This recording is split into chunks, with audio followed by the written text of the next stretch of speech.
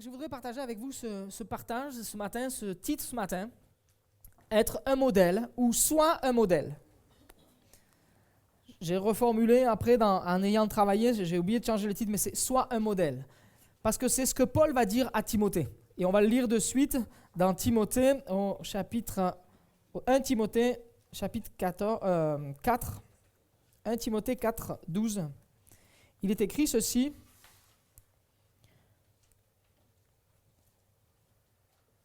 Verset 11 même, on pourrait regarder. « Transmets ces instructions et enseigne-les. » Donc, c'est un encouragement de Paul à transmettre ce que Paul est en train de dire à Timothée. Il dit à Timothée, vas-y, transmets-le, dis-le, partage-le. Okay? Et dit que personne ne méprise ta jeunesse, mais sois un modèle pour les croyants, par tes paroles, ta conduite, ton amour, ton esprit, ta foi, ta pureté. Et c'est ce que le Seigneur a mis sur mon cœur quand j'ai appris cette nouvelle par rapport à notre local, par rapport à ce qui se passe pour nous aujourd'hui avec l'église de Moulins. Le Seigneur m'a dit, attention à ta réaction, d'entrée. Quelle est ta réaction? Comment tu vas être? Tu es appelé à être un modèle. Et cette parole, nous sommes appelés à être des modèles. D'accord? Parce qu'il parle aussi de ta jeunesse. Il lui dit, toi, dans ta jeunesse, quelque part, sois un modèle, mais est-ce que nous ne devons pas aussi, même quand nous sommes bien avancés en âge, est-ce que nous ne devons pas être des modèles? Oui ou non? On est appelé à être des modèles jusqu'au bout. Amen. On le lit dans la parole de Dieu. On voit Moïse, appelé à 80 ans, qui va servir jusqu'à 120 ans dans le désert, a été un modèle. Enoch, qui a marché avec le Seigneur, à un moment donné, il marchait avec le Seigneur et il ne fut plus. Ça a été un modèle. On prend Élisabeth avec Zacharie, il est écrit que tous les deux étaient justes. Ne sont-ils pas des modèles? Pourtant, ils sont avancés en âge. D'accord? Donc, un modèle, nous sommes tous appelés à être des modèles. D'accord? Ça, c'est la première des choses. Il faut que ce soit bien clair dans notre esprit. On est appelé à être des modèles selon le cœur de Dieu. Notre vie, se laisser façonner, transformer pour être des modèles pour les autres. Mon frère, ma soeur, tu es appelé à être un modèle. Les gens te regardent. Comment tu réagis? Comment tu parles? Comment tu vis? Qu'est-ce que tu fais? Comment tu œuvres? Qu'est-ce que tu fais? Ton comportement, que ce soit chez toi, que ce soit au travail, que ce soit dans la rue, nous sommes au contact de d'autres et nous sommes appelés à être le reflet de Jésus-Christ. Amen. Je voudrais mettre la première diapo, s'il te plaît, Quentin. Voilà. Vous n'avez jamais vu ça? Que si vous avez des enfants, vous avez vu peut-être vos enfants faire ça. Venir dans la salle de bain et faire comme papa, vouloir se raser, vouloir être... On est des modèles. Il y a du mimétisme. Et je regardais un petit peu par rapport à cela. En fait, nous sommes normalement constitués. Si vous avez déjà joué à ça, c'est normal. Peut-être pas les jeunes filles, les femmes quand vous étiez petites. Peut-être pour rigoler avec papa, mais pourquoi pas. Mais on fait du mimétisme. On regarde, on prend des gens pour référence, on a des modèles. Et c'est une construction normale de notre cerveau. Il est vérifié que dans notre cerveau, nous avons des neurones qui sont appelés des neurones miroirs. Elles vont reproduire, on va reproduire naturellement ce que l'on voit faire chez l'autre. Maintenant, sur qui est-ce que je prends modèle? Elle est là toute la question. Ou quel modèle est-ce que je suis pour mon entourage? Ça peut être pour ma famille, ça peut être pour mes très proches, on peut parler du cercle familial, mais ça peut être mes collègues de travail, etc. Quel modèle est-ce que je suis? Est-ce que quand les gens me regardent, qu'est-ce qu'ils vont imiter chez moi? Qu'est-ce qui est imitable chez moi? Qu'est-ce qui est bon à imiter chez moi? Peut-être une autre question, qu'est-ce qu'il faudrait éviter d'imiter chez moi? Eh oui. Mais Paul va dire à Timothée, transmets ces instructions, que personne ne méprise ta jeunesse, mais sois un modèle. Tu peux l'afficher, je l'ai mis, s'il te plaît. Mais sois un modèle pour les croyants. Par tes paroles, ta conduite, ton amour, ton esprit, c'est-à-dire ton état d'esprit, ta façon d'être, ta façon de te comporter. Qu'est-ce que tu transmets autour de toi? Est-ce que tu es quelqu'un qui a quelque part t'inscrit dans une vision, court avec les autres, dans le sens on y va ensemble, on est corporatif, quelque part, on y va ensemble, ou est-ce que je suis toujours en train de critiquer, dire ben non, c'est pas bien, ou alors, vous savez, c'est facile, il y a plusieurs catégories. Il y a les gens qui vont accepter de suite la vision, rentrer dedans. Il y a des gens qui vont être là, bon, vas-y, et puis on verra si ça marche. Si ça marche, je viendrai avec toi. Ça existe, hein? Il y a aussi des gens qui sont directement à fond, vas-y, on fonce, on est parti, même ils te précèdent. Mais il y a aussi des gens qui ne seront jamais contents. C'est comme ça. Et tout ça, je n'ai pas les pourcentages, mais ce sont des choses que l'on peut regarder dans les études qui sont faites pour un projet ou peu importe ce que c'est. Il y a toujours plusieurs catégories. Mais quel est mon état d'esprit? Dimanche dernier, Cédric Mercier nous parlait de l'état d'esprit de Caleb. On a déjà partagé sur ça. Et il a partagé sur ça, notre frère. Avoir un esprit renouvelé en nous, un état d'esprit renouvelé, avoir un esprit différent. Amen. Et il continue en disant, ta foi, ta pureté. Qu'est-ce que je suis comme modèle? Et nous sommes appelés, Quentin, s'il te plaît, la parole de Dieu nous dit que nous sommes appelés à être le sel de la terre. Dans Matthieu 5, verset 13, il est écrit « Vous êtes le sel de la terre.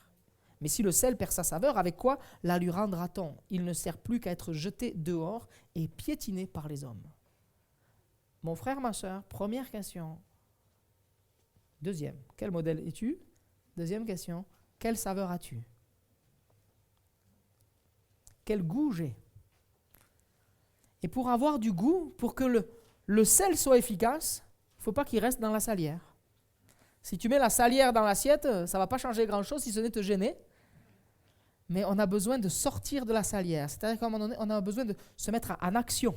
On a besoin de révéler le goût que Dieu a mis à notre cœur. Et c'est ça le témoignage. Je viens révéler qui est Christ. Je viens donner du goût autour de moi. Quel modèle est-ce que je suis dans ma vie de tous les jours? L'autre chose qu'il lui dit, Quentin, s'il te plaît, juste le verset qui suit, il dit « Vous êtes la lumière. Vous êtes la lumière du monde. » Verset 15. C'est pas rien, la lumière du monde. C'est-à-dire que nous sommes appelés à être des lumières dans tout moulin, partout où nous allons. Même quand tu pars en voyage à l'étranger, dans le monde entier, nous sommes appelés à être des lumières. Parce que Christ est tout le temps avec nous, Jésus est avec nous partout où nous allons, et nous sommes appelés à refléter qui il est. Pourquoi être le sel? Pourquoi être la lumière? Pourquoi avons-nous besoin de modèles, de repères? Pourquoi?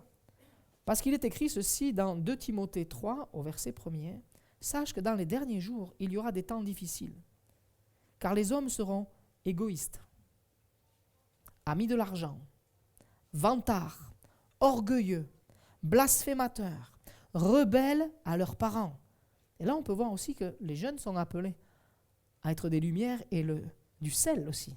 Montrer aussi l'obéissance envers les parents. Je continue. Rebelles à leurs parents, rebelles à leurs parents, ingrats, impies, insensibles, implacables, calomniateurs, violents, cruels, ennemis du bien, traîtres, emportés, aveuglés par l'orgueil, amis du plaisir plus que Dieu. Ils auront l'apparence de la piété, mais renieront ceux qui en fait la force. Et Paul est catégorique, il lui dit « Éloigne-toi de ces gens-là. Traîne pas avec ces gens-là. » Bien sûr qu'on peut aller apporter quelque part un témoignage, on peut les encourager, mais nous n'avons pas à rester parce qu'en fait, ça va être eux qui vont devenir nos modèles. Et on est amené à nous séparer, à se séparer de gens qui sont à l'inverse des valeurs de Christ. Nous sommes mis à part. Ça ne veut pas dire qu'on ne va pas aller leur parler du Seigneur, mais je ne prends pas leur comportement. C'est ça que ça veut dire. Je ne vais pas m'associer avec eux. Je vais avoir une part différente. Il va dire encore dans 2 Timothée 4, verset 1er, « C'est pourquoi je t'en supplie devant Dieu et devant le Seigneur Jésus-Christ qui doit juger les vivants et les morts au moment de sa venue de son règne. Prêche la parole, insiste en toute occasion, qu'elle soit favorable ou non, réfute, reprend, encourage. Fais tout cela avec une pleine patience et un entier souci d'instruire. En effet, un temps viendra où les hommes ne supporteront pas la saine doctrine. Au contraire, ayant la démangeaison d'entendre des choses agréables. Ils se donneront une foule d'enseignants conformes à leurs propres désirs. Ils détourneront l'oreille de la vérité et se tourneront vers des fables. Mais toi, sois sobre en tout, sois un modèle encore. On pourrait dire, sois un modèle. Supporte les souffrances, accomplis la tâche d'un évangéliste, remplis bien ton ministère. Et des fois, on est amené à partager les choses, la parole de Dieu, et la parole de Dieu nous confronte. Elle est un miroir, et des fois ça pique, ça gratte, c'est pas agréable. Mais Dieu veut nous confronter, Dieu veut nous un temps de face à face, un temps de cœur à cœur pour changer. Dieu veut en nous produire le changement, veut que l'on sorte de la mort en fait, veut nous amener à vivre le changement. Amen. Il veut transformer notre vie. Il est important. Nous sommes appelés donc à être ces modèles. Et quel type de modèle est-ce que je suis? Quel modèle suis-je pour mon entourage? Quelle est la portée de mon témoignage de vie? La parole de Dieu nous parle d'odeur. Quelle odeur j'ai? Est-ce que j'ai l'odeur de la vie ou l'odeur de la mort? Qu'est-ce que je partage autour de moi? Qu'est-ce que je transmets à mon conjoint? Quel modèle est-ce que je suis pour mon plus proche? Le plus proche, c'est notre conjoint. Qu'est-ce que je suis comme modèle pour lui?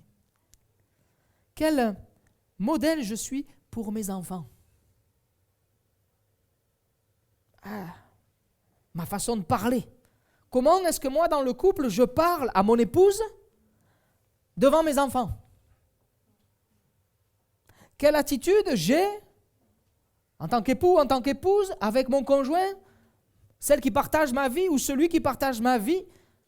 Comment est-ce qu'on se parle? Qu'est-ce que je sème dans le cœur de mes enfants? Quel modèle es-tu? Qu'est-ce que les enfants retiennent? Eh oui, je suis un modèle. Et nos enfants vont faire miroir, comme on a vu tout à l'heure. Alors c'est rigolo quand c'est des choses sympas. Mais quand c'est des choses contraires à la parole de Dieu, est-ce que c'est sympa? Est-ce que je suis en train de semer le fruit pour eux qui va durer pour l'éternité? Mais dans quel sens? Seigneur, je veux être un modèle selon ton cœur. Par rapport à mes collègues, comment est-ce que je me comporte au travail? Comment est-ce que je parle? Comment est-ce que je suis avec eux? Comment est-ce que je traite mes affaires? Comment je suis avec les clients, la relation? Comment je suis avec les autres? Comment je suis avec mes voisins? Quel modèle est-ce que je suis? Comment est-ce que je suis perçu? Intéressant. Intéressant. Seigneur, moi je veux avoir ce témoignage pour toi. Comment est-ce que je suis? Quel modèle je suis pour ma famille qui ne connaît pas Dieu? Comment est-ce que je réagis? Est-ce que je me rends quand même disponible? Est-ce que je suis avec eux? Est-ce que je viens répondre? Ou est-ce que... Voilà. Pardonnez. Comment est-ce que je suis? Comment est-ce que je suis avec les jeunes croyants qui arrivent à l'église? Quel modèle est-ce que je suis pour ceux qui découvrent la foi? Comment est-ce que je suis? Qu'est-ce que je transmets? Qu'est-ce que je donne? Avec les gens de la même génération que moi, et peu importe mon âge, qu'est-ce que je transmets? Est-ce que je suis vraiment ce sel? Est-ce que j'ai cette saveur de Christ ou est-ce que je l'ai perdu? Est-ce que je suis la lumière ou est-ce que j'amène les ténèbres? Est-ce que dans mes discours, quand j'arrive, tout s'éteint? Ou est-ce que quand j'arrive, au contraire, les choses s'illuminent, s'encouragent dans la foi et les gens reprennent espoir, espérance, encouragement? Ou est-ce que quand j'arrive, je suis là, je suis moribond, je suis là, je suis froid, je suis dur, je suis même mauvais dans mes propos? Bien-aimés, je vous transmets le message que le Seigneur a mis sur mon cœur. Ceux qui m'entendent, ceux qui me voient vivre, ceux qui sont au bout de la rue, ceux qui sont au bout du couloir dans mon bureau. Vous savez, tous les bureaux sont en enfilade et on sait que dans ce bureau, c'est toujours en train de crier au téléphone, c'est toujours en train de désagréable, il y a toujours quelque chose. Quel témoignage est-ce que j'ai pour moi? Est-ce que je salue les gens de l'accueil quand j'arrive dans mon bureau? Simplement, est-ce que je suis aimable avec les gens, même que je ne connais pas, avec la femme du standard? Comment est-ce que je suis? Quel impact a ma vie aujourd'hui en tant qu'homme et femme? Et je me dis chrétien, quel est l'impact? Quel est l'impact? Quel est mon témoignage? Seigneur, je veux, avec ta grâce, sortir de la salière pour communiquer ton amour de paix, ton amour, la bonne nouvelle. Nous pouvons devenir des modèles selon le cœur de Dieu par la puissance du Saint-Esprit. Quand le Saint-Esprit habite en moi, quand l'œuvre de la croix traverse mon âme, quand je me laisse transformer par le Seigneur. Ma vie, la parole de Dieu nous dit que nous sommes des nouvelles créatures. Mais est-ce que nous acceptons, est-ce que nous nourrissons cette nouvelle créature? Et pour nourrir cette nouvelle créature, c'est la parole de Dieu et la lecture de la Bible et la prière. Seigneur, je veux que cette nouvelle nature grandisse. Je vais être transformé par toi. Donc quel modèle est-ce que je suis? Quelle réputation? Dans le sens de la réputation, pas pour la gloriole, mais qu'est-ce qu'on dit de moi?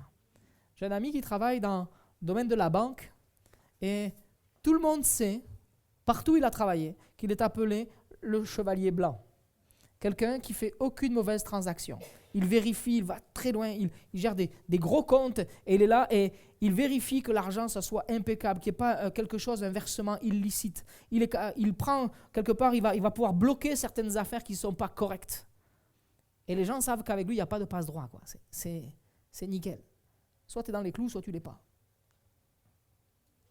Est-ce que ma vie, est-ce que je suis connu pour être un homme intègre?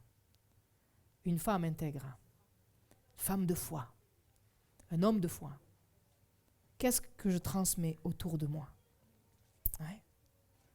Alors je voudrais prendre un exemple. Dans la parole de Dieu, l'autre jour, on a pris dans Luc 15, on a lu et on a vu la parabole du fils prodigue avec le fils aîné. Donc il y a le fils cadet qui s'en va, vous savez, qui prend la part de son héritage, qui s'en va, qui claque la porte et qui dit maintenant je ne veux plus rien avoir avec toi, je ne veux plus m'occuper de tout ça. Est-ce que Gérardo, tu peux ouvrir un tout petit peu la fenêtre, s'il te plaît, là-bas, pendant quelques minutes? On va aérer un petit peu pour le Covid, merci. Et après on referme. Donc on a vu avec la parabole donc du fils prodigue, le fils cadet qui va prendre l'argent et qui va partir, qui va tout gaspiller, et vous connaissez l'histoire. Et puis il va rentrer en lui-même, il va être face à lui-même, et puis il va demander pardon à Dieu, et puis il va dire je vais aller voir mon père. Et il va retourner vers son père. Et regardez dans Luc 15, au verset donc 20, il est écrit ceci, il se leva et alla vers son père. Alors qu'il était encore loin, son père le vit et fut rempli de compassion. Il courut, se jetait à son cou et l'embrassa. Le fils lui dit, Père, j'ai péché contre le ciel et contre toi. Je ne suis plus digne d'être appelé ton fils. Mais le père dit. Le père dit. Et là, un exemple dans les paroles, un exemple dans la conduite, un exemple dans un modèle pour nous. Et il va dire ceci. Il va dire à ses serviteurs, apportez vite les plus beaux vêtements et mettez-le lui. Passez-lui un anneau au doigt et mettez-lui des sandales aux pieds. Amenez le veau que l'on a engraissé et tuez-le. Mangeons et réjouissons-nous. Car mon fils que voici était mort et il est revenu à la vie. Il était perdu et il est retrouvé. Amen. Et là, je voudrais attirer notre attention d'un modèle pour nous. Comment être, comment vivre dans... Tu peux mettre la suivante, s'il te plaît. Dans mes paroles, dans ma conduite, dans mon amour, dans mon esprit, dans ma foi, dans ma pureté. À travers la vie du Père, on voit quelle attitude nous devrions avoir et ce que Dieu nous encourage à faire. Accueillir. Le Fils, je me suis noté comme ça. Le fils, il s'est barré, il a tout quitté, il a tout plaqué, l'affaire familiale, il n'en veut plus. Il claque la porte au nez de son père, voire peut-être il y a eu des propos, on pourrait imaginer cela, des propos, des heurts, vraiment ça crie dans tous les sens. Il prend dans sa voiture, il s'en va, je ne veux plus rien avoir à faire avec tout ça. Il quitte la maison, donne-moi la part de mon héritage et puis il va aller dépenser quelque part l'héritage. Tant que le père n'est pas encore mort, il va quand même prendre cet héritage et dépenser l'argent quelque part de la famille. Il va tout dépenser, il va tout brûler. Il s'en va. Et quand il va revenir, le père, lui, va l'accueillir. Conduite d'amour. Comment est-ce que je me conduis avec l'autre? Quelle est mon attitude? Comment est-ce que je suis? Le cœur du fils, il est repentant, c'est vrai. Et il va revenir vers le père. Mais le père, on peut lire au verset 20 qu'il l'attend de loin, il le voit de loin. Donc dans l'attitude, à travers la vie du Père, on peut voir qu'il va être là, il va l'attendre. Il va être dans la foi.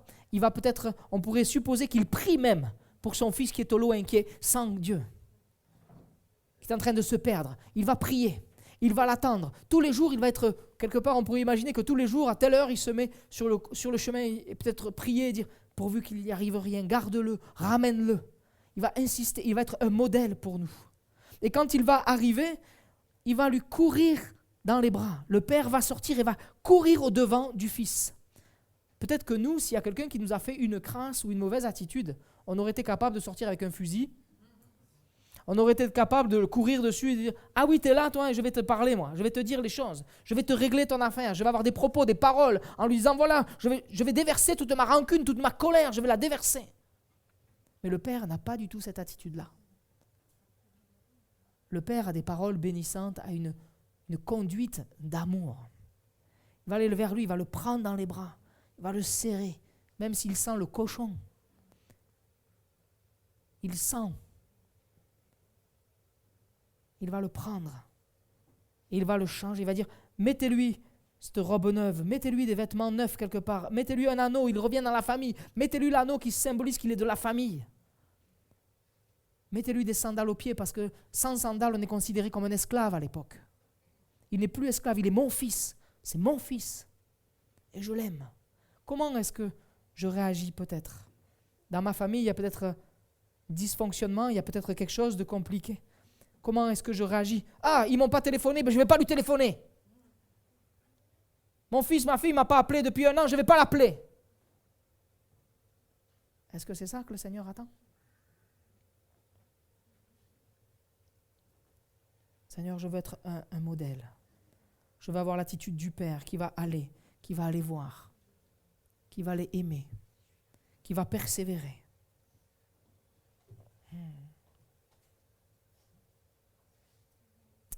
Rempli de compassion. Être rempli de compassion, c'est être remué à l'intérieur de nos intestins. Être pris là, dans nos entrailles, au plus profond. Les entrailles étaient considérées comme le siège les plus violents des passions. Ça peut être la colère ou l'amour.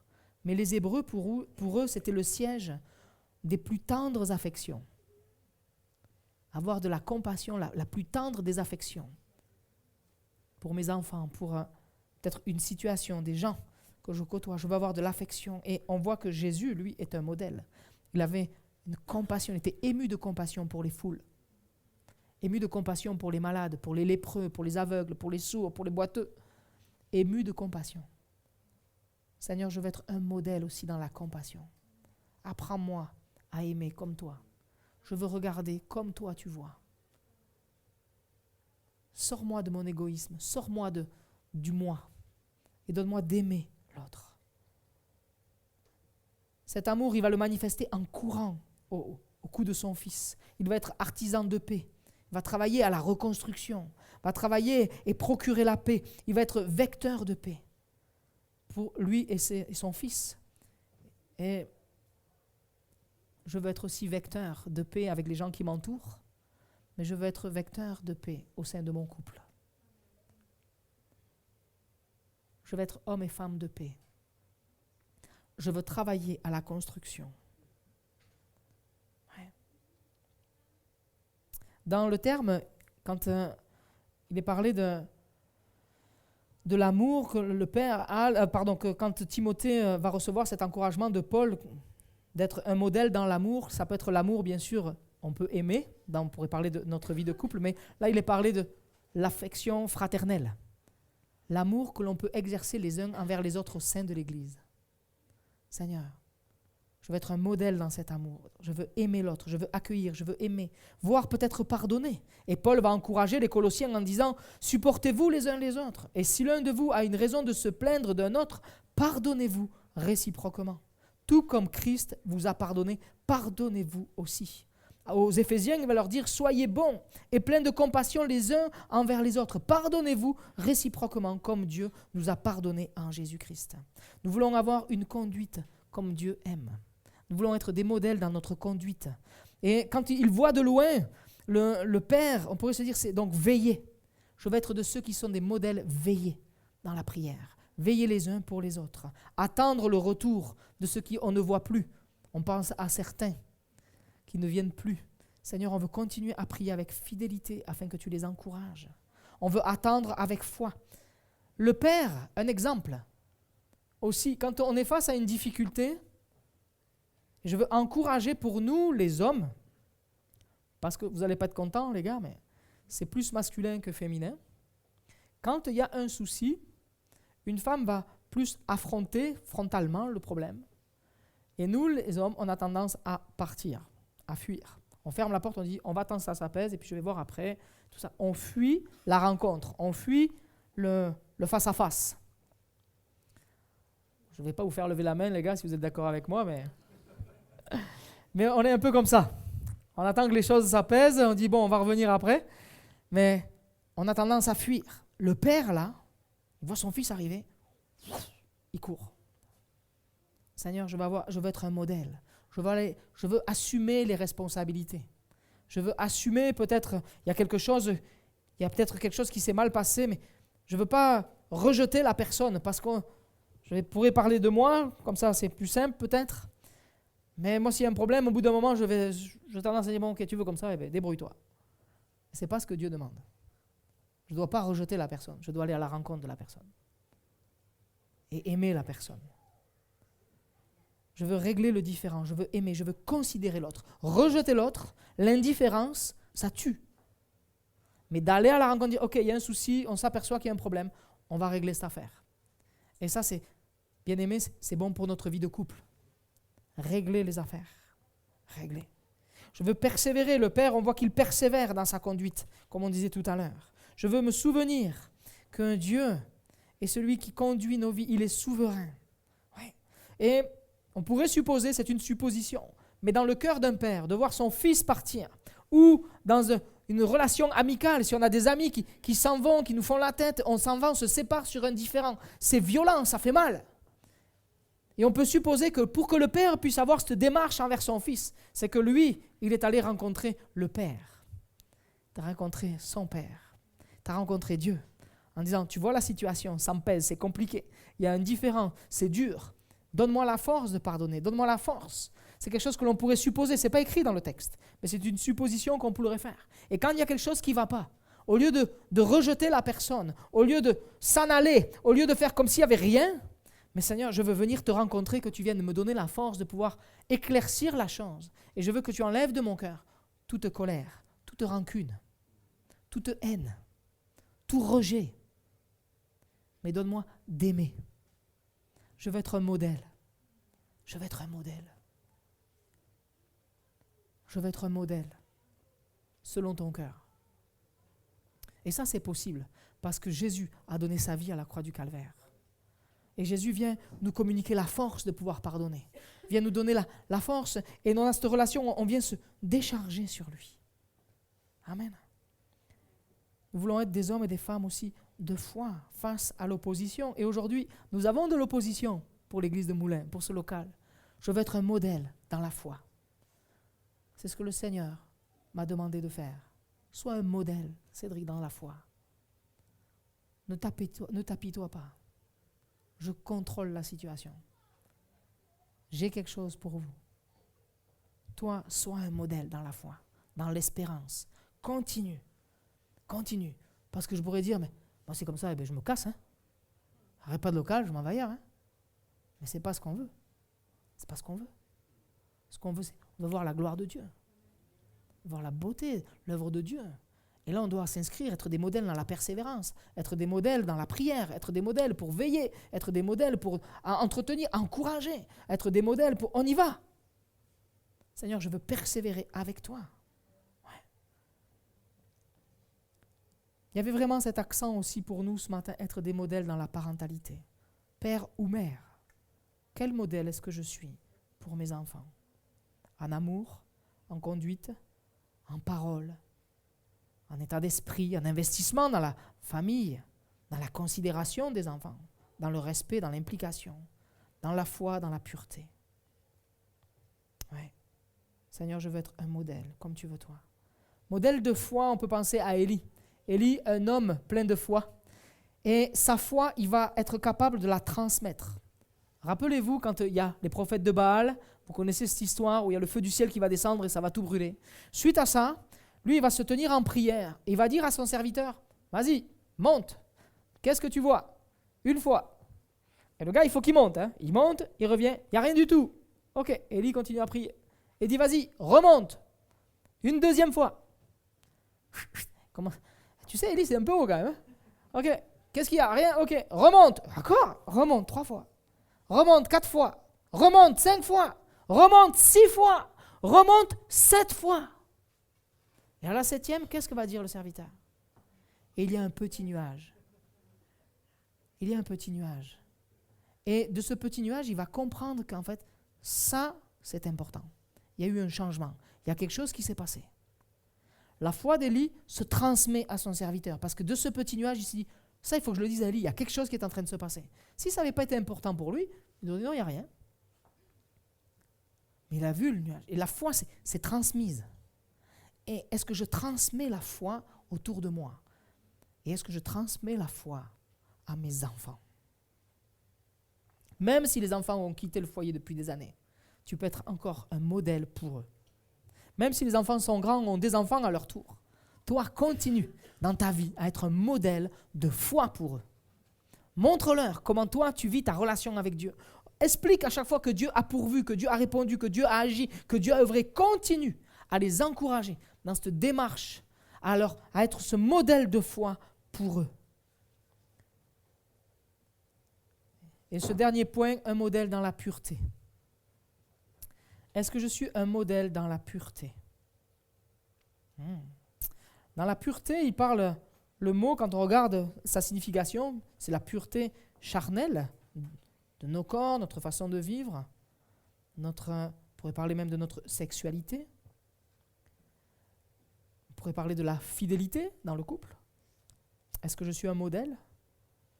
On parle aussi de la pureté modeste, être modeste, un cœur pur qui n'est pas arrogant, un cœur qui n'est pas supérieur, un cœur qui n'est pas hautain, un cœur qui n'est pas orgueilleux. Est-ce que je suis pur? Parce que le terme veut dire aussi pur de toute faute. Est-ce que je suis pur en toute chose? Pour aller jusqu'à dire immaculé, sans tache. Sans tache. Est-ce que je suis un modèle? Et le texte que nous avons lu tout à l'heure nous disait ceci dans Éphésiens 5, « Marie, aimez votre femme comme Christ a aimé l'Église. Il s'est donné lui-même pour elle, afin de la conduire dans la sainteté, après l'avoir purifiée et lavée par l'eau de la parole, pour faire paraître devant lui cette Église glorieuse, sans tache, ni ride, ni rien de semblable, mais sainte et irréprochable. » Une Église sainte. Est-ce que nous sommes ce modèle-là?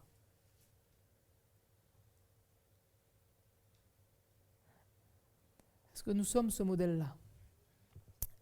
Qu'est-ce que vous avez vu aujourd'hui sur moi? Oui? Il y a une tache. Et tu l'as vu quand? Il y a longtemps?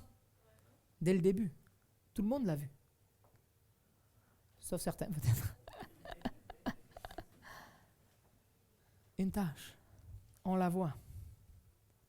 Pour montrer qu'en fait, ça se voit qui nous sommes. C'est la représentation du modèle. Nos yeux se sont attachés, ont vu. Vous avez vu cette tache. Et cette tache peut symboliser notre comportement, notre attitude. Des fois, on croit que nous, on est sans tache, que nous, on a une belle attitude, on a un beau comportement. On ne se remet jamais en question. Mais ce matin, par la grâce de Dieu et par l'action du Saint-Esprit, que notre cœur puisse se remettre en question, afin que, comment est-ce que je suis? Qu'est-ce qu'on voit de moi? Qu'est-ce qu'on voit de moi? Et un autre texte de l'Écriture nous dit que, avant d'enlever la paille dans l'œil de notre voisin, peut-être enlever la poutre qui est là. Des fois, on se permet d'avoir des propos, une conduite, un manque d'amour.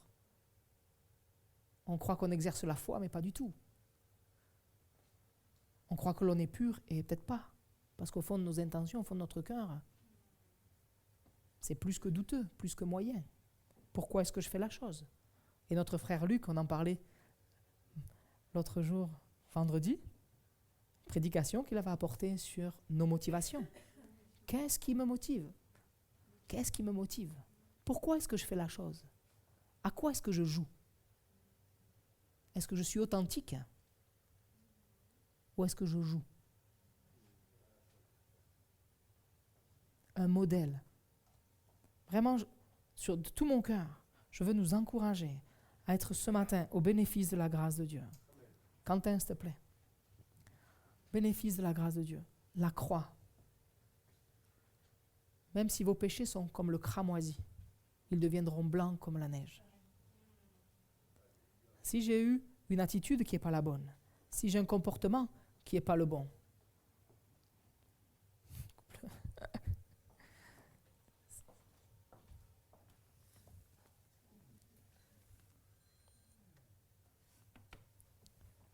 si j'ai eu un comportement qui n'est pas le bon, je peux venir au pied de la croix. Je peux venir dans la présence du Seigneur. Peut-être que certains viennent pour les premières fois et comprennent que leur cœur est entaché et que la relation avec Dieu aujourd'hui, elle est coupée. Mais le Seigneur veut faire pour ta vie, comme on l'a vu dans ce texte, il veut te mettre une robe blanche. Peut-être pour la première fois. Mais peut-être que tu as une robe blanche et elle s'est salie. Peut-être que tu es chrétien de plusieurs mois, plusieurs années, mais ton cœur, tu sais qu'en ton cœur, tu n'es pas le modèle que Dieu t'appelle à être. Et tu sais qu'il y a des actions, des choses que tu as fait qui ne sont pas correctes. Peut-être dans les propos même, au sein même de ta propre famille. Et je crois que Dieu veut mettre le doigt là-dessus, bien-aimé. Être authentique. Être vrai. Et remettre les choses bien à plat avec le Seigneur Jésus. Être vraiment cette église sans tache ni ride. Je veux vivre ce conseil que Paul va donner à Timothée. Sois un modèle. Un modèle. Dans tes paroles, ta conduite. Que nos paroles soient cohérentes avec notre conduite et que notre conduite soit cohérente avec nos paroles. Que notre amour soit là et se développe.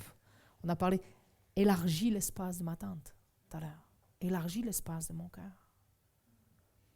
Mon état d'esprit, la foi, la pureté. Seigneur, viens toucher mon cœur ce matin. Élie, s'il te plaît. Et peut-être que nous réalisons ce matin que nous sommes, oui, un modèle, mais peut-être que nous ne sommes pas un exemple à la gloire de Dieu ce matin. Et dans toute la douceur et tout l'amour de Dieu, Dieu veut te dire, les choses peuvent changer maintenant. Les choses peuvent être redressées, parce que l'Écriture, elle est là pour redresser ce qui est tordu. Et il y a des choses, peut-être dans notre cœur, c'est tordu, et on le réalise. Et Dieu n'est pas en train de t'écraser ou de t'accabler, hein, pas du tout. Mais Dieu veut t'amener sur cette prise de conscience pour redresser les choses, pour que maintenant tu puisses être ce modèle efficace. Alors ça peut être pour un couple, mais ça peut être pour toi. Peut-être que tu sais que dans ton travail ou dans ton caractère, que tu sois jeune, que tu sois la moyenne, que tu sois plus âgé, peut-être que ton cœur te dit, c'est vrai, je ne suis pas un modèle dans cette façon de faire. Je n'ai pas eu un bon comportement, mon attitude, elle n'est pas à la gloire de Dieu.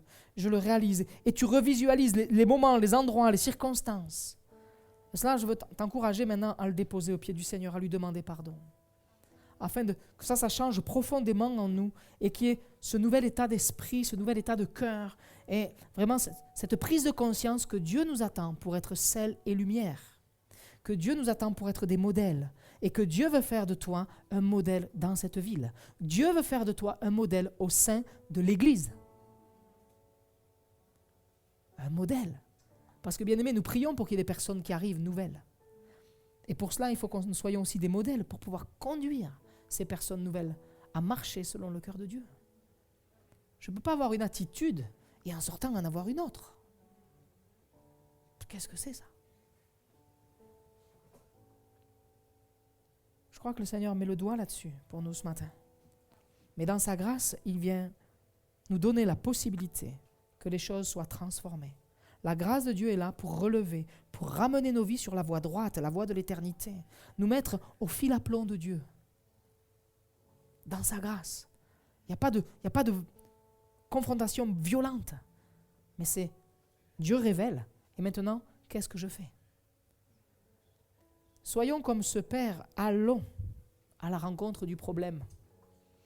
quelque part et réglons-le avec la grâce de Dieu. Demandons au Seigneur son intervention, son amour, sa douceur, sa compassion est là pour transformer notre vie. Vous êtes le sel de la terre. Vous êtes la lumière du monde. On va fermer nos yeux et dans la simplicité, mais dans l'authenticité, je veux, par la grâce de Dieu, permettre à chacun de pouvoir, en toute honnêteté, se positionner et dire Seigneur, s'il y a des choses que tu veux qui changent en moi, montre-moi-le. Si tout le long de cette prédication, il y a des choses qui sont montées, qui se sont révélées, et on a compris que nos paroles, notre conduite, notre amour, notre esprit, notre foi, notre pureté, en fait, n'étaient pas à ce que Dieu nous demandait. Nous pouvons, ce matin, être transformés par la grâce de Dieu et faire un pas de plus dans la maturité avec Dieu.